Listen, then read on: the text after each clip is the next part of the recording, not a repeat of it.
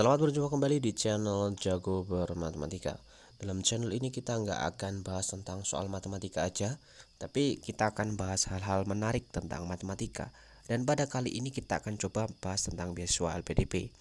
Nah, bagi kalian yang belum familiar tentang beasiswa LPDP, jadi di dalam tes LPDP itu ada 3 tahap. Yang pertama administrasi, kemudian ada tes bidang, kemudian yang ketiga ada tes interview. Nah, di dalam tes interview ini biasanya merupakan tes yang bersifat subjektif, artinya skor kelulusan itu bergantung interviewer. Jadi kalian harus memastikan hal-hal yang sekiranya membuat interviewer mempromosikan kalian untuk diterima sebagai awardee LPDP. Nah, sebelum saya memberikan tips-tips umumnya, saya akan berikan terlebih dahulu tips teknis.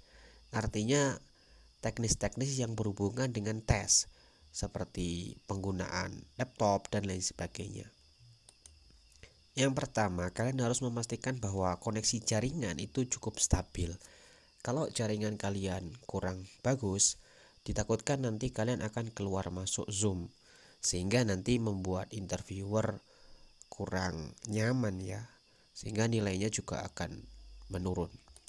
Oke, yang kedua, pastikan pencahayaan mencukupi. Perlu dicatat bahwa dalam tes interview LPDP, kalian dilarang menggunakan virtual background. Jadi kalian harus memastikan bahwa cahayanya pas dan cukup untuk menerangi wajah kalian.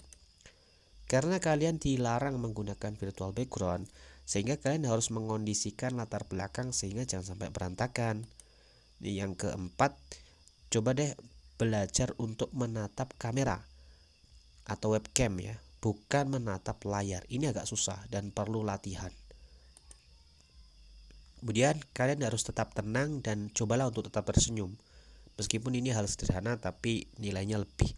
Karena seperti yang saya katakan tadi, di dalam sesi interview, subjektivitas interviewer itu sangat tinggi.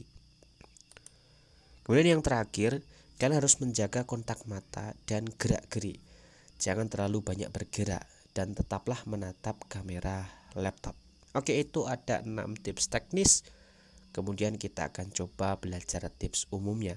Tapi sebelum itu mungkin saya rasa beberapa dari kalian belum begitu familiar tentang interview LPDP. Jadi saya akan jelaskan bahwa di dalam interview LPDP itu ada 2 macam interview. Yang pertama personal, yang kedua akademik. Apa bedanya?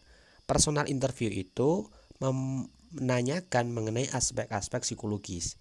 Jadi menanyakan hal-hal yang berhubungan dengan diri Anda sendiri, seperti motivasi, kelemahan, kelebihan, dan lain sebagainya. Nah, yang perlu kalian catat, interviewernya biasanya adalah seorang psikolog, atau kalau bukan psikolog, dosen-dosen psikologi. Jadi harus dicatat betul bahwa di dalam personal interview, kalian harus memperhatikan hal itu. Kemudian tentang academic interview, wawancara ini kebalikan dari personal. Kalau academic interview itu sifatnya berupa data. Jadi aspek-aspek akademik, misalkan track record studi Anda sebelumnya seperti IPK dan lain sebagainya, kemudian rencana studi, rencana riset, tesis atau disertasi. Kemudian rencana kontribusi juga. Jadi kontribusi apa yang sudah dilakukan dan rencananya seperti apa. Nah, kalian harus hati-hati karena biasanya interviewer akademik ini seorang doktor ataupun profesor di bidang yang sama atau serumpun. Jadi pastikan kalian harus tahu ya, bukan sok tahu. Kalau sok tahu nanti bisa mendapatkan nilai yang buruk. Karena profesor ini sangat paham di bidang yang ingin Anda ambil. Oke, di sini akan saya berikan tips-tips umum tentang personal interview. Jadi interview yang mengulik tentang sebenarnya siapa diri Anda. Nah, yang pertama ini tentang kejujuran. Tentu kalau kalian sudah akrab ya dengan Pinocchio. Nah, yang kedua, kalian harus perhatikan ada jebakan. Yang ketiga, kalian harus pahami rute kalian. Yang keempat, pastikan bahwa kalian ini adalah orang yang kuat. Kemudian yang terakhir, jadilah diri Anda sendiri. Saya akan jelaskan tiap bagian secara terpisah. Oke, yang pertama tentang kejujuran. Kalian tentu sudah tidak asing ya dengan nama Pinocchio. Ia adalah salah satu tokoh yang jika berbohong hidungnya jadi panjang. Nah, hati-hati, ini bisa ditangkap ini. Artinya apa? Di dalam interview LPDP nanti, kalian ini akan menghadapi seorang psikolog. Jadi gerak-gerik kalian akan diamati terus.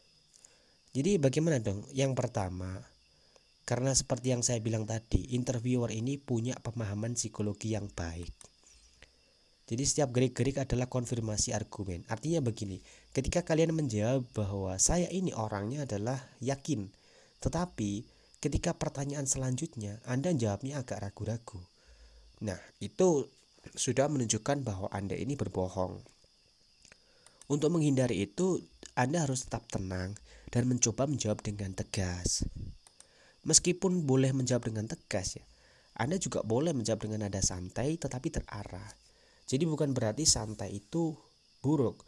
Justru nada-nada yang santai ini menunjukkan bahwa Anda orangnya tenang dan terarah. Terarah itu jawabannya tidak terlalu panjang tetapi cukup untuk menjawab pertanyaan. Ini nilainya tinggi sekali. Seperti yang saya bilang di poin 4, jangan terlalu panjang dan hindari juga keluar konteks. Kenapa? Kalau keluar konteks nanti akan muncul pertanyaan-pertanyaan baru. Nah, hati-hati, biasanya dalam sesi interview itu ada banyak jebakan. Jebakan yang dimaksud itu seperti apa? Jebakannya itu adalah jebakan pertanyaan. Jadi, misalkan interview menanyakan tentang A, kemudian dia bertanya tentang B. Nah, nanti dia tanya A lagi. Tujuannya apa? Interviewer ingin menguji konsistensi jawaban. Jadi saran saya yang pertama, kalian fokus saja sama pertanyaan. Kalau ditanyakan apa motivasimu, jawab saja motivasinya apa, baru dijelaskan sedikit saja. Jangan memberikan penjelasan dan cerita terlebih dahulu baru motivasinya apa. Saya takutnya kalian akan dipotong ketika jawabannya terlalu panjang, karena sesi interview ini sangat singkat. Yang kedua, jawab seperlunya saja, jangan keluar konteks. Artinya, kalau misalkan ditanya tentang apa kelebihanmu, jawab saja kelebihan saya adalah ini. Buktinya apa? Tunjukkan buktinya. Nah, nggak perlu keluar konteks. Misalkan, tetapi kelemahan saya adalah, nggak perlu. Kalian hanya ditanya kelebihan bukan kelemahan. Itu maksudnya keluar konteks. Kemudian, kalian nggak perlu menjelaskan semuanya. Saya tahu bahwa kalian ini orang hebat, kelebihan kalian banyak. Tapi jangan disebutkan semuanya, sebutkan 1 atau 2. Karena bisa menyebutkan sesuatu yang terbaik itu lebih bagus daripada menyebutkan semuanya tapi tidak berbobot. Yang keempat, kalian harus tetap konsisten. Ini yang paling susah. Ini namanya jebakan. Jadi kalau di awal kalian sudah menjawab A, nanti kalau ada pertanyaan mirip yang muncul, kalian juga harus menjawab A. Jangan sampai kalian terkecoh. Jadi misalkan interviewer nanti bertanya, apakah Anda ini orang yang yakin terhadap diri Anda sendiri? Misalkan Anda menjawab, saya adalah orang yang yakin terhadap setiap argumen saya. Tetapi ketika di akhir Anda diberikan pertanyaan yang susah, Anda mencoba menjawab dengan ragu-ragu. Nah, di sini konfirmasi argumennya kurang pas. Anda nggak konsisten namanya. Itu yang harus dihindari. Oke, sekarang Anda harus punya rute. Bagaimana caranya? Yang pertama, kalian berikan argumen bahwa setiap keputusan berakar dari diri Anda. Maksudnya gimana? Misalkan begini, kenapa Anda harus kuliah? Mungkin di dalam faktanya Anda harus kuliah karena mungkin teman-teman Anda kuliah, sehingga saya harus kuliah juga. Nah, ini kan sebenarnya ikut-ikutan, itu kan gak bagus. Jadi saran saya, jangan berbohong, tetapi luruskan niat Anda mulai sekarang. Bahwa Anda ingin studi itu apa alasannya. Jadi harus jelas, bukan berbohong, tetapi meluruskan niat. Dan misalkan kenapa Anda harus kuliah ke satu universitas. Misalkan saya kuliah karena saran dosen saya. Itu sebenarnya bagus karena dosen itu memang punya kapabilitas yang tinggi di dalam ilmu pengetahuan. Tetapi itu kurang pas untuk menjawab pertanyaan interview. Kenapa? Karena itu menunjukkan bahwa diri Anda gak punya karakter yang kuat. Anda mudah dipengaruhi orang. Nah, itu kurang pas. Jadi meskipun itu fakta, tapi coba disoroti bahwa keinginan Anda untuk kuliah, katakan ke Universitas X, itu memang murni bahwa Anda ingin belajar ke sana. Alasannya yang logis. Ya meskipun dalam faktanya memang ada saran dan lain sebagainya. Itu bukan bermaksud berbohong, tapi meluruskan niat. Bahwa niatnya dalam diri Anda sendiri, bukan melalui orang lain. Yang kedua, kalau memang Anda terpaksa menyebutkan informasi dari luar, pastikan itu dapat dikonfirmasi. Misalkan, kenapa Anda harus mengambil kuliah di Univ A? Anda mengatakan, katanya si B, Univ A ini univ yang bagus. Nah, itu tidak bisa dikonfirmasi. Tetapi ketika Anda menyebutkan, menurut QS World Ranking, univ ini berperingkat, misalkan katakan 100, itu dapat dikonfirmasi, itu fakta, itu bagus. Kemudian, seperti yang saya katakan di nomor 2, bahwa sebaiknya Anda menyajikan data atau riset saja dibandingkan pendapat orang, itu lebih bagus. Dan berikan alasan yang logis, jangan terlalu bersifat personal. Maksudnya gimana?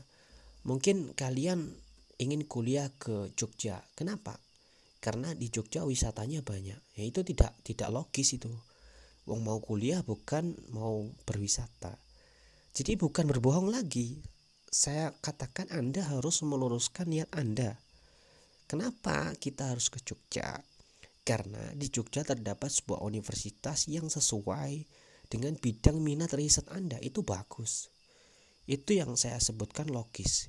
Kita tidak sedang berbohong, tapi kita sedang meluruskan niat kita sendiri. Jadi jangan terlalu bersifat personal, itu tidak bagus. Ini tips yang terakhir, jadi dirimu sendiri. Caranya bagaimana? Coba kalian mencari informasi tentang seputar pertanyaan-pertanyaan yang sering ditanyakan dalam wawancara. Entah itu wawancara LPDP, wawancara kerja, atau lain sebagainya. Sebenarnya pertanyaannya mirip-mirip.